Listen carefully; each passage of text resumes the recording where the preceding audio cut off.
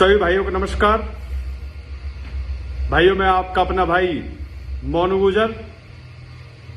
आज वीडियो बनाने का एक मकसद है, जैसा कि आप सभी को पता है 2020 में तमाम 36 बिरादरी ने 29 तारीख को अक्टूबर में अमन फैसला को इंसाफ दिलाने के लिए इकट्ठा होकर डीएनडी पर अपनी आवाज रखी और उस आंदोलन में पुलिस के बड़े अधिकारी हम सभी 36 बिरादरी के बीच आए और उन्होंने 7 दिन का समय मांगा और आज 5 महीने पूरे होने को जा रहे हैं।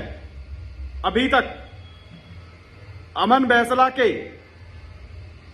हत्या के जिम्मेदार जो व्यक्ति है उनको गिरफ्तार करके जेल नहीं भेजा गया है।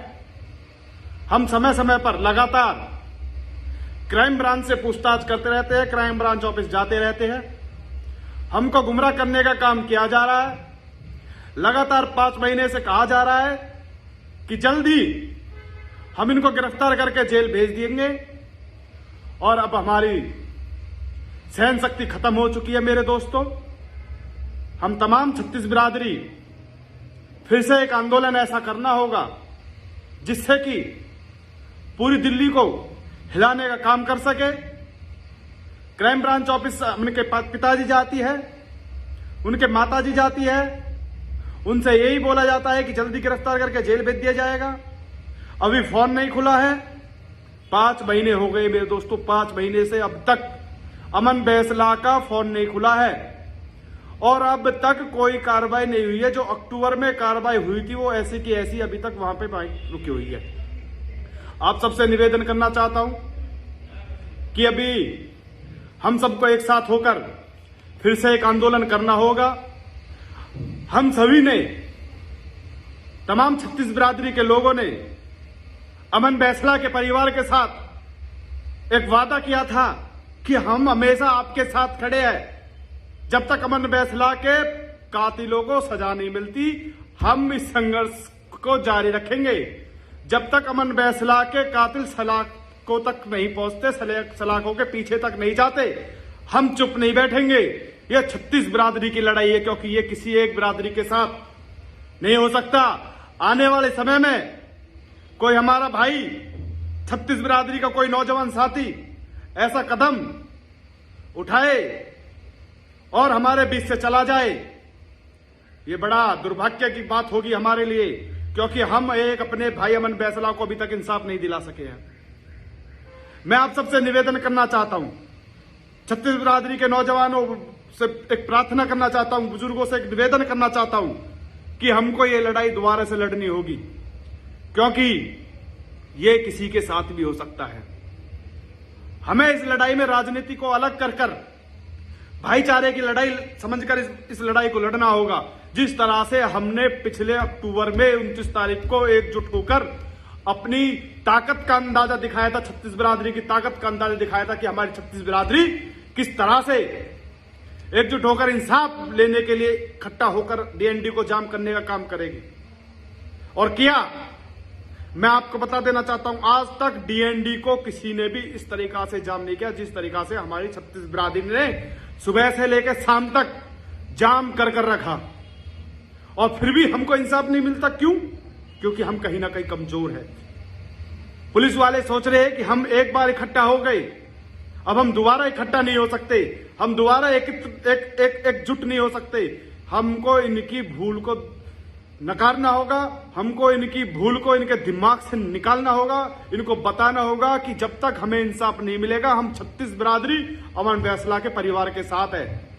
आपसे निवेदन प्रार्थना करना चाहता हूं कि ये जो है संडे आ रहा है, ये जो रविवार आ रहा है, अगर इस रविवार तक अमन के कातिलों को सलाखों के पीछे भेज दिया जाता है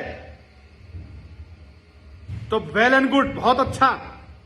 अगर इस रविवार तक अमन के कातिलों को सलाखों के पीछे नहीं भेजा जाता है तो बहुत जल्द अगले रविवार से पहले एक तारीख निश्चित करके 36 बिरादरी के नौजवान साथी, बड़े बुजुर्ग और फिर गांव जाकर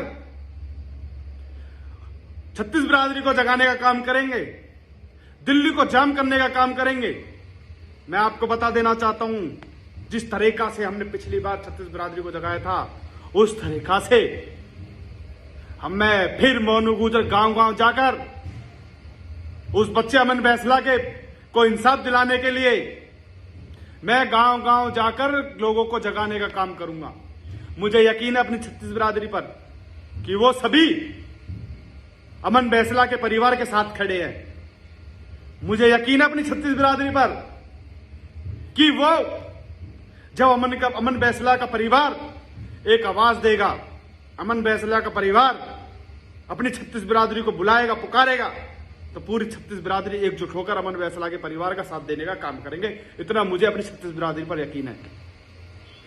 मैं ज्यादा ना कुछ कहते हुए आज इतना ही कहने आया हूं कि अगर जल्दी अमन बैसला के परिवारों को इस रविवार तक गिरफ्तार करके जेल नहीं भेजा गया तो अगले रविवार से पहले तमाम छत्तीस बिरादरी मिलकर एक तारीख निश्चित करेगी, एक डेट निश्चित करेगी, एक दिनांक निश्चित करेगी, जो कि दिल्ली में किस कोने को जाम करने का काम होगा। और इस बार मेरा एक सुझाव है अपनी छत्तीस बिरादरी से कि इस बार जो भी जगह चिन्हित हो आंदोलन के लिए, उस जगह से तब तक हमको नहीं हटना है, तब तक अमन बैसला के परिवार को इंसाफ नहीं मिलता है, तब तक अमन बैसला के कातिल सलाखों के पीछे तक नहीं जाते हैं।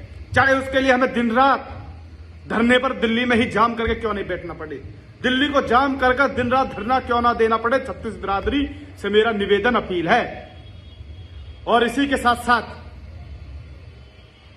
मैं पुनः अपनी छत्तीस बिरादरी से आशा और उम्मीद करता हूं कि वो आज भी अमन बैसला के परिवार के साथ खड़े हैं। और वो जब अमन बैसला का परिवार छत्तीस बिरादरी को पुकारेगा तो वो तमाम छत्तीस बिरादरी एकजुट होकर अमन बैसला के परिवार का साथ देंगे। तो मेरा निवेदन अपील है कि भैया हमें फिर एकजुट होकर अमन बैसला के परिवार के साथ खड़ा होना पड़ेगा, गांव गांव जाकर लोगों को जगाना पड़ेगा। इसी के साथ बहुत बहुत धन्यवाद, बहुत बहुत शुक्रिया।